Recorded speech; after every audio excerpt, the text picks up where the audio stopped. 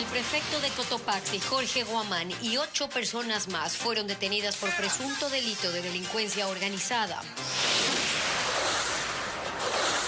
El presidente de la República, Guillermo Lasso, ratificó que vetará la ley de comunicación aprobada por la Asamblea Nacional. Instituciones públicas mantienen aforos y muy pocas acogieron el pedido del COE de volver al teletrabajo. Investigan violento crimen en Santa Elena. 3 hombres fueron acribillados dentro de un taxi en Salinas. Buenas tardes, amigos, bienvenidos. Comenzamos con una noticia judicial. El prefecto de Cotopaxi enfrenta un proceso en su contra. Esta madrugada, Jorge Guamán fue detenido como parte de una investigación por presunta delincuencia organizada. Estefi, ¿cómo estás? Hola. ¿Qué tal, Gaby? Y amigos, bienvenidos a Televistazo. Y además de Guamán, hay funcionarios públicos y otros contratistas que están siendo investigados. Paul Romero está en la Policía Judicial de esa provincia. Paul, te preguntamos si se instaló ya la audiencia de flagrancia. Buenas tardes. ¿Qué tal, Estefi? Buenas tardes. La diligencia se cumple efectivamente aquí en la Policía Judicial de la Tacunga, a donde fue trasladado el prefecto Jorge Guamán y también las 8 personas que están involucradas dentro de esta investigación por el presunto delito de delincuencia organizada. Los allanamientos se dispusieron de manera conjunta, en este caso por parte de la Fiscalía General y la Policía Nacional. Pero de lo que ocurrió en el transcurso de esta madrugada y mañana aquí en la Tacunga, les presentamos el siguiente informe.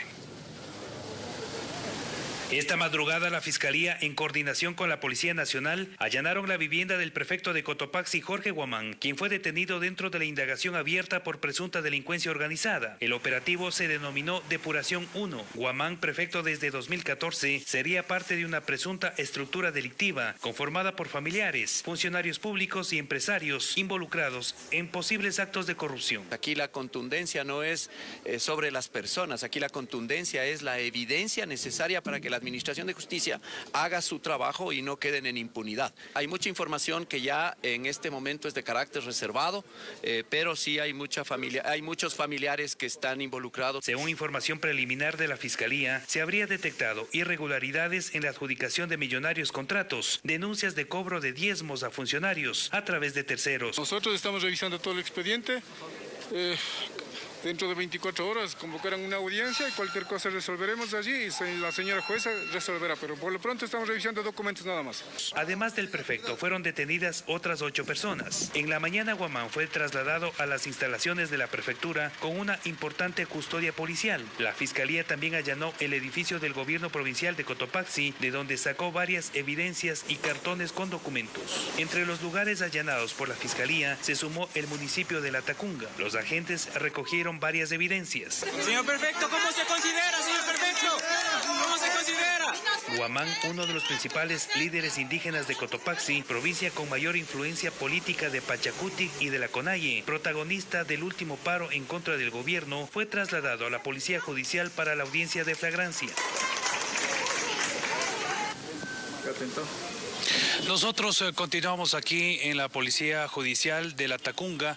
Se están revisando los documentos, eso es lo que nos ha dicho tanto el abogado, en este caso del prefecto Jorge Guamán, y también quienes forman parte de la investigación, la Fiscalía General del Estado. Hay que señalar que la Fiscalía tiene 24 horas para formular cargos, porque es un delito flagrante.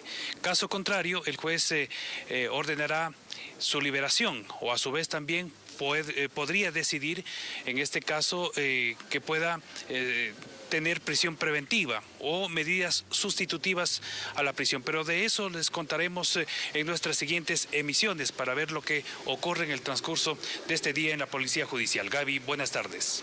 Gracias, Paul. Nos mantenemos pendientes a las resoluciones. El proceso del diálogo entre el gobierno y organizaciones indígenas avanza. Esta mañana se instaló la mesa de control de precios por segundo día consecutivo. Francisco Garcés cubrió la cita y nos tiene un informe. Francisco. Siguen los diálogos entre el gobierno y el movimiento indígena aquí en la sede de la Conferencia Episcopal Ecuatoriana.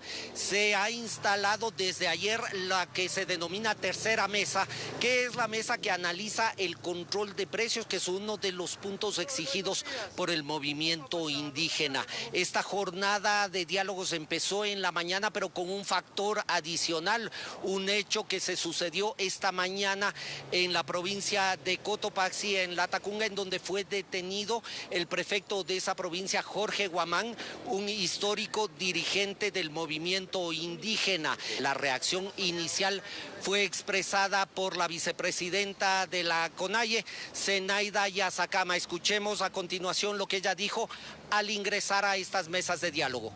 Que justamente es por una delincuencia organizada, por algunas situaciones. Yo creo que el gobierno debe de poner las actitudes mientras que estemos en la mesa. No puede estar sucediendo cosas, no puede pasar lo mismo con algunos dirigentes que también están en investigación. En esta segunda jornada de la mesa de diálogo sobre control de precios se está analizando la respuesta del gobierno ante la propuesta de la CONAIE, que se centra en que el Ejecutivo firme decretos que permitan un eficiente control de precios a nivel nacional, tanto de servicios como de productos de la canasta básica. Vamos a tratar tres temáticas, lo que es control de precios, también lo que es precio justo y la comercialización. No se tiene previsto que el día de hoy se llegue a acuerdos definitivos sobre esta propuesta que ha hecho la CONAIE. Asimismo, está pendiente la firma también de un acuerdo posible sobre la mesa que analiza el subsidio de los combustibles. Esto también está previsto que se produzca el día de mañana. Gracias, Francisco. Buenas tardes. Y el ministro de Economía y Finanzas, Pablo Arosemena, anunció que avanza de forma positiva las negociaciones para focalizar los subsidios a los combustibles. Esto en las mesas de diálogo con las organizaciones indígenas. William Young nos trae las declaraciones del funcionario que, por cierto, cumple actividades en Guayaquil. Buenas tardes, William. Adelante. ¿Qué tal? Buenas tardes. Hace pocos minutos el ministro de Economía tuvo un encuentro con los medios de comunicación aquí en la gobernación del Guayas para hablar principalmente sobre los alcances de la gira que tuvo con representantes de organismos multilaterales en Washington, Estados Unidos. Pero también habló sobre cómo avanzan las conversaciones con sectores y comunidades indígenas en las mesas de diálogo.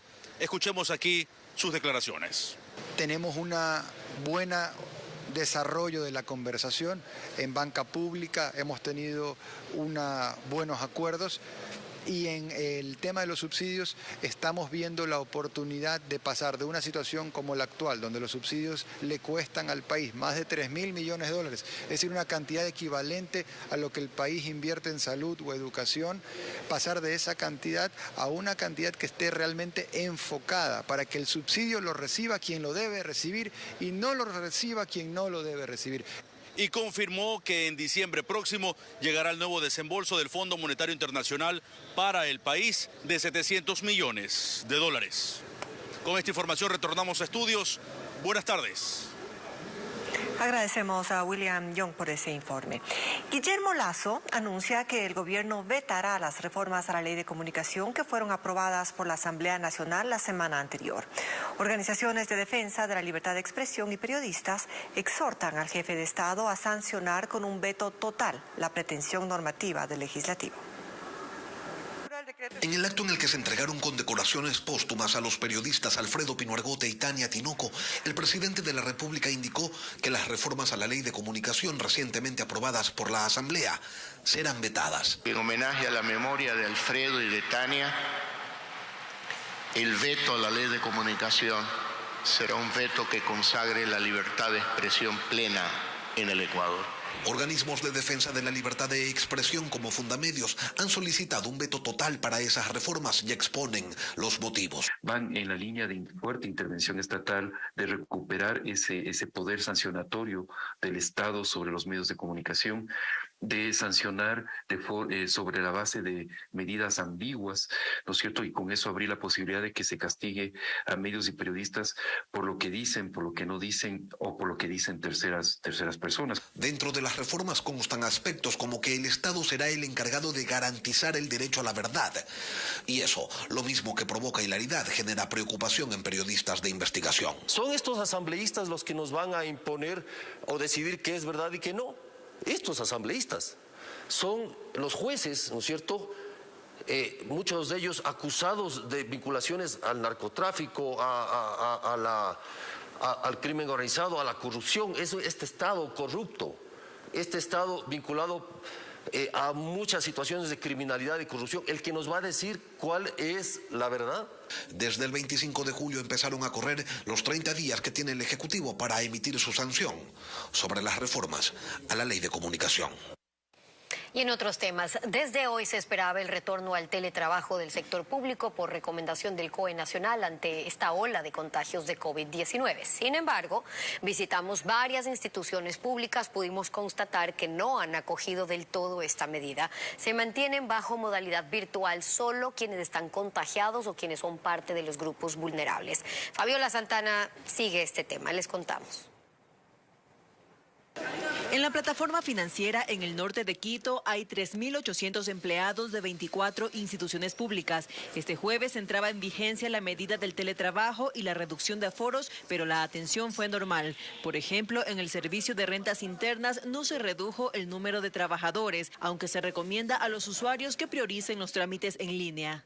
Como son actualizaciones de RUC, declaraciones, cambios dentro de muchos procesos que nosotros realizamos y que evita que ustedes tengan la necesidad de acercarse a una agencia. En esa entidad de 800 empleados, 20 tienen COVID, mientras que en el VIES de 300 empleados, 11 tienen el virus y son los que están en teletrabajo junto a un reducido número de personas de grupos vulnerables. Los usuarios dicen que no pueden dejar de hacer sus trámites y toman precauciones. Sí, mucha gente, por eso es el lavadito de las manos, que hay gel ahí, y la mascarilla, que es lo más indispensable. Vengo a apostillar mi título, si no se puede hacer en línea. Traigan su alcoholcito, tomen la distancia y si pueden hacer el trámite en casa, mejor. Mientras tanto, en la Contraloría General del Estado se retomó la desinfección de quienes llegan a ingresar documentos. De 2.300 empleados, cerca de 70 están en teletrabajo y la mitad por estar contagiados. En Durán, provincia del Guayas, solo el área administrativa del municipio trabajó con la mitad de su personal.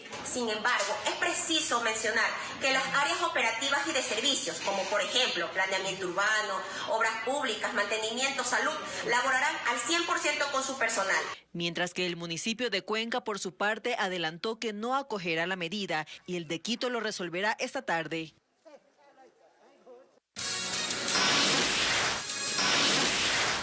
Ahora hacemos una pausa y al regresar, en el caso de los helicópteros DRUP, la Fiscalía pide que se llame a juicio a los 18 acusados de peculado. A esta hora los procesados exponen su réplica al dictamen. Seguimos con más noticias. La fiscal general del Estado, Diana Salazar, concluyó su dictamen acusatorio solicitando al juez que dicte auto de llamamiento a juicio en contra de 18 procesados por presunto peculado en la compra de 7 helicópteros DRUP. La audiencia continúa con la respuesta de los acusados, entre quienes están 2 exministros del correísmo. Jacqueline Rodas nos cuenta más. El tercer día de la audiencia preparatoria de juicio por posible peculado en la compra de 7 helicópteros DRUP se extendió hasta cerca de las 11 de la noche. La fiscal general del Estado, Diana Salazar, concluyó su dictamen acusatorio solicitando al juez que dicte auto de llamamiento a juicio en contra de los 18 procesados. A 16 los acusó como autores del delito y a 2 como cómplices. Entre los presuntos autores están los exministros de Defensa Wellington Sandoval y Javier Ponce, así como jefes y exjefes militares. Sus abogados se preparan para la réplica que se da hoy en la Corte Nacional. La teoría del caso de Fiscalía es una teoría muy controvertible desde el punto de la construcción del tipo penal. Entonces, eso es lo que lo expondremos a lo largo de esta audiencia. Tendremos que intervenir, tenemos que contradecir lo que nos ha dicho Fiscalía. Hasta el momento no ha podido demostrar la existencia de un perjuicio al Estado, que es de hecho el elemento del tipo más importante. pero según la fiscal, se perjudicó al Estado en más de 66 millones de dólares. El juez Luis Rivera valorará todos los argumentos expuestos. Y luego el juez tendrá que resolver si llama a juicio, si encuentra elementos de convicción que le sirven de fundamento jurídico para, pasar a una siguiente fase, o en su defecto emitir un sobreseimiento. Si el juez acepta lo dicho por Fiscalía, el caso pasará a un tribunal para la etapa de juicio. El delito de peculado se sanciona hasta con 13 años de prisión.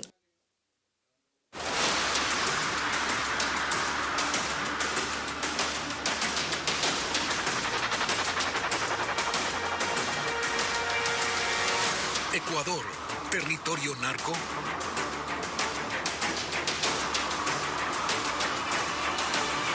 La presencia de 3 cárteles internacionales que reclutan a organizaciones narcocriminales locales ha convertido a Ecuador en el tercer exportador de cocaína del mundo. Estas mafias están usando el perfil costero de Manabí y de Santa Elena para poder enviar droga a través del mar, pero también por vía aérea. En esta última entrega, Merlin Ochoa hizo un recorrido por estas rutas clandestinas y se lo mostramos ahora. Manta y Manabí se ha convertido en el corazón de estas organizaciones narcocriminales. Al igual que los marinos, usamos chalecos antibalas porque el recorrido por mar es de alto riesgo. La oscuridad de la noche es el escenario propicio para que los minicárteles saquen la cocaína. Los pescadores no dan mayor información porque saben que pueden ser asesinados. ¿Puede identificar quiénes van en la embarcación y qué llevan en esas embarcaciones? No se puede porque de noche no se ve nada, pues, ni el nombre del barco, no se ve nada de eso. En tierra la situación también es crítica. Esa provincia, en sus 350 kilómetros de perfil costanero, tiene miles de caminos de acceso a las playas. Por seguridad, en un carro militar, fuimos a un lugar donde nos citó otro pescador, quien fue reclutado por narcos. ¿Cuánto pagan para sacar droga? $25.000 por viaje. Las noches es la salida. El comandante del Grupo de Operaciones de Manabí señala que, además de la extensión, en la provincia existe la mayor cantidad de embarcaciones pesqueras. Obviamente aquí ellos pueden conseguir gran cantidad de embarcaciones de diferentes características para el transporte de la droga. Pueden ser sumergibles, semisumergibles, de cualquier tipo. Manabí es parte del corredor internacional de drogas. Los cárteles Jalisco, Sinaloa y la mafia albanesa compran el alcaloide a bandas colombianas.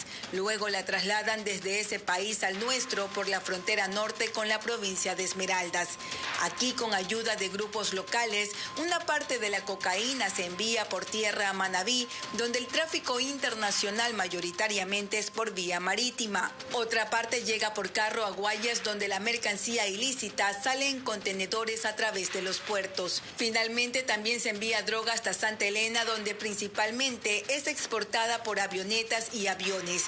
Todos los envíos desde esas provincias son a Estados Unidos y Europa. Solo en Santa Elena hay 24 alertas de narcopistas. La policía monitorea estos extensos terrenos, cuyas características son ideales para el aterrizaje de aeronaves, como la encontrada en abril pasado por los agentes. Estos terrenos abandonados más la espesa vegetación son utilizados por los narcotraficantes para trasladar y esconder cocaína. En su mayoría son solares privados, pero como ustedes ven, no tienen ningún tipo de seguridad. La red de distribución de droga es ejecutada por minicárteles ecuatorianos que también se dedican al sicariato en medio de una guerra sangrienta que en el 2022, según la policía, ha dejado más de 2.000 acribillados por la lucha del territorio.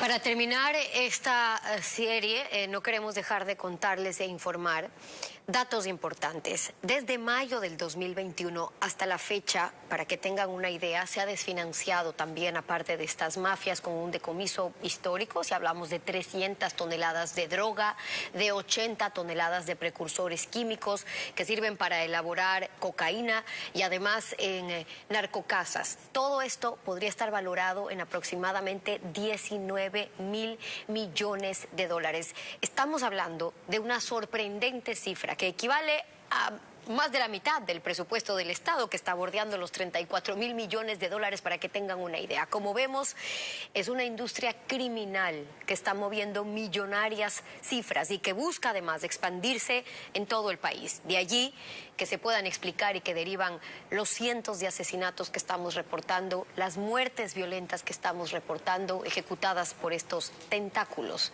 del narcotráfico. Seguimos con más en Guayaquil. La justicia libera a un sujeto investigado por algunos sicariatos. El joven fue detenido con armas, municiones y droga. Sin embargo, la fiscalía no pidió prisión preventiva para él. La policía teme que esta decisión desencadene en una ola de violencia. Tras 5 meses de investigaciones, la policía capturó el pasado 25 de julio a estos 3 sujetos en una casa ubicada en Vergeles, norte de Guayaquil. En poder de los individuos se encontró 3.400 gramos de droga, un uniforme de uso militar, municiones, 4 armas y alimentadoras de 15 proyectiles. Sin embargo, luego de la audiencia de formulación de cargos, uno de los procesados salió en libertad. En este caso, pese a las evidencias, es el fiscal quien no pide la prisión preventiva en contra del sujeto. Por ello, el juez ordena su liberación y dispone que se presente todos los viernes ante la justicia. Pero hay algo que llama la atención. El fiscal basa su decisión en un documento del IES. Lo raro de esto es de que presenta un certificado de afiliación al Seguro Social con fecha 26, es decir, un día después de lo que está preso. El joven tiene 19 años, por ello, según la policía, no hay registro de los antecedentes penales, aunque los uniformados lo buscaban por sicariatos cometidos en el norte y sur del puerto principal. Ahora ya es mayor de edad. Cuando cometió los delitos. Cuando inició su carrera delictiva era menor de edad. ¿Por qué delitos ustedes lo estaban buscando? El robo de personas, incluso estaba involucrado en tentativas y ciertos eventos de asesinato que teníamos algunas presunciones de participación. A la policía le preocupa que esto desencadene una ola de violencia en las calles. Lo que puede hacer es desquitarse de sus rivales o a su vez puede también ser una víctima de muerte violenta. Solicitamos una entrevista con el fiscal del caso y estamos a la espera de una respuesta.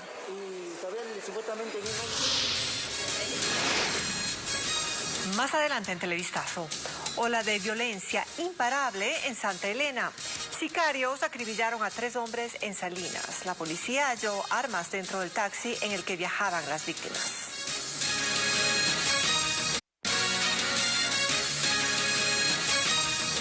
Seguimos con más noticias a esta hora para ustedes.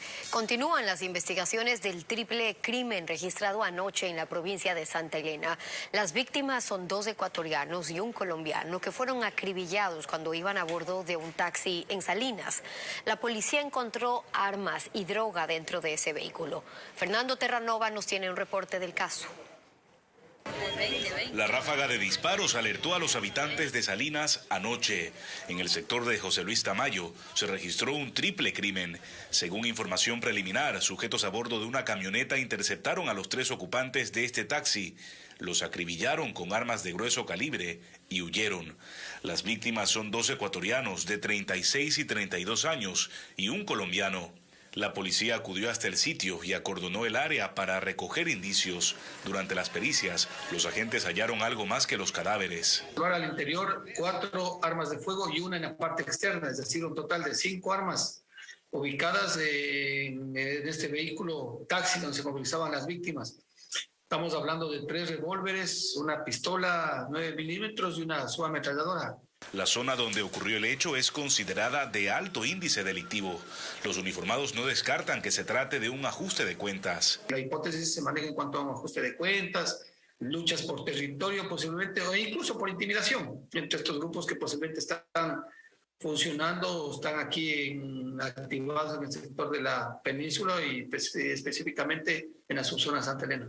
Tras el crimen, se ejecutó un operativo para intentar capturar a los implicados. Sin embargo, solo se encontró el carro utilizado, incinerado en la vía Salinas-San Concito. La policía descubrió decenas de billetes falsos que estaban camuflados dentro de un auto en el norte de Guayaquil. En total, los agentes contabilizaron $50.000. Por este hecho, hay 2 detenidos y un menor de edad que fue recuperado por la DINAPEN. Es el momento en el que los agentes de la Unidad de Delitos Transnacionales sacaron los billetes falsos encaletados en este carro. Investigaciones permitieron descubrir el cargamento cuando el vehículo se encontraba en la terminal terrestre de Guayaquil. Los uniformados decomisaron en total $50.000 en billetes de 100. Además, incautaron otros $4.200 reales. Por este caso ocurrido anoche, 2 personas quedaron detenidas y fueron trasladadas hasta la unidad de flagrancia de la Fiscalía. Un menor de edad que viajaba con ellos quedó bajo la custodia de la policía especializada en niños, niñas y adolescentes.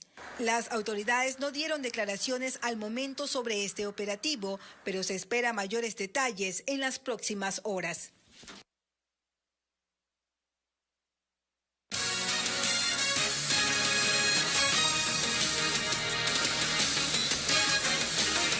Se duplican los casos de enfermedades respiratorias en niños y adolescentes. Hasta hace 2 semanas llegaban a 20 pacientes diarios a los centros de salud de Guayaquil. Hoy la cifra subió a 40. Los especialistas alertan y dan recomendaciones a los padres de familia, como nos cuenta Estefanía Arias. Las 3 hijas de María Fernanda Chincay tienen síntomas gripales desde hace una semana. Asegura que el cambio de clima ha afectado sobre todo a la más pequeña. No podía respirar, estaba con la gripe y tenía bastante flema en los pulmones también. Últimamente estaba con oxígeno. Pacientes así llegan hasta el centro de salud de la Marta de Roldós, en el norte de Guayaquil.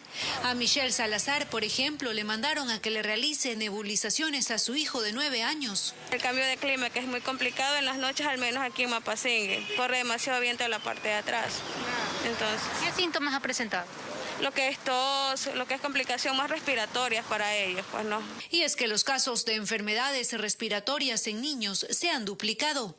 En el Centro de Salud Tipo C de Bastión Popular, noroeste de la urbe, atendían a diario 20 pacientes. Ahora reciben a 40. Sí, tiene gripe, tiene tos, flema.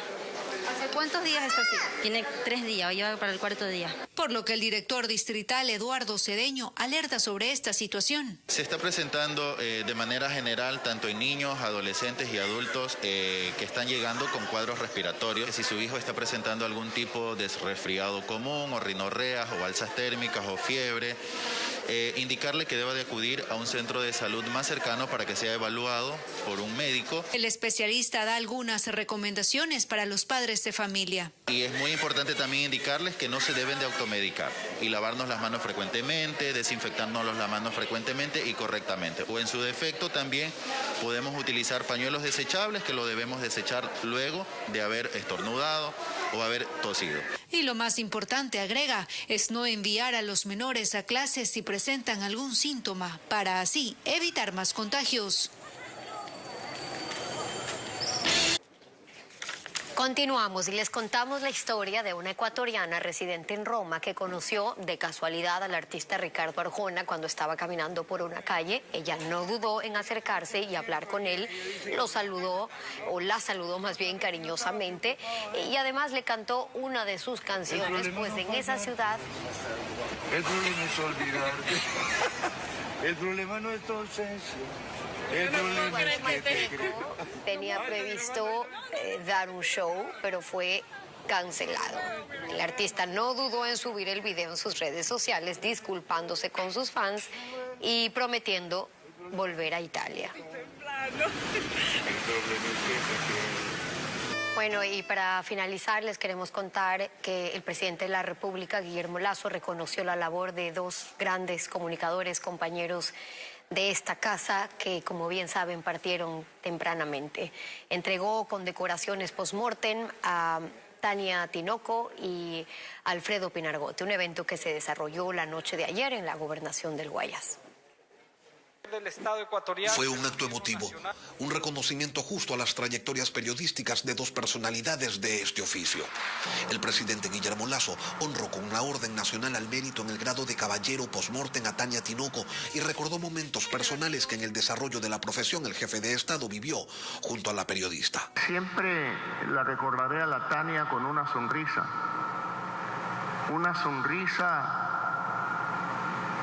que adornaba preguntas sesudas, claras y profundas. Jorge Tinoco, hermano de la comunicadora, agradeció a nombre de la familia el reconocimiento recibido. Somos muy orgullosos de la excelente labor periodística que desarrolló en vida mi hermana Tania Tinoco Márquez de Hardeman.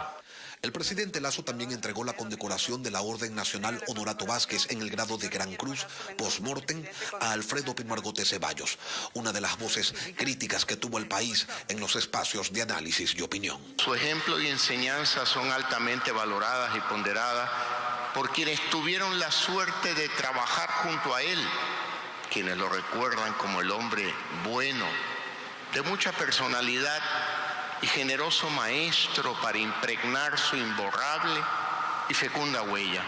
Paola Pinargote agradeció el reconocimiento a la labor de su padre y destacó sus objetivos profesionales de toda la vida. Mi papá nunca buscó este tipo de condecoraciones. Su motivación era realmente sacar a relucir la verdad y trabajar por los altos intereses del país, como ya se dijo. De esta manera se recordó a dos defensores de los valores y los derechos ciudadanos. Tania Tinoco y Alfredo Pinargote, con su partida, dejaron un vacío en el periodismo, pero la memoria social los mantiene vivos. Un merecido reconocimiento a dos grandes que, por cierto, extrañamos y mucho en esta casa, mientras seguimos ese legado periodístico que hoy tiene tanto que contar, Gaby. Así es, Steffi. Alfredo, Tania, referentes del periodismo, vivirán siempre aquí en esta casa, en Televistazo y en nuestros corazones. La información vuelve para ustedes a las 19 horas en su emisión estelar.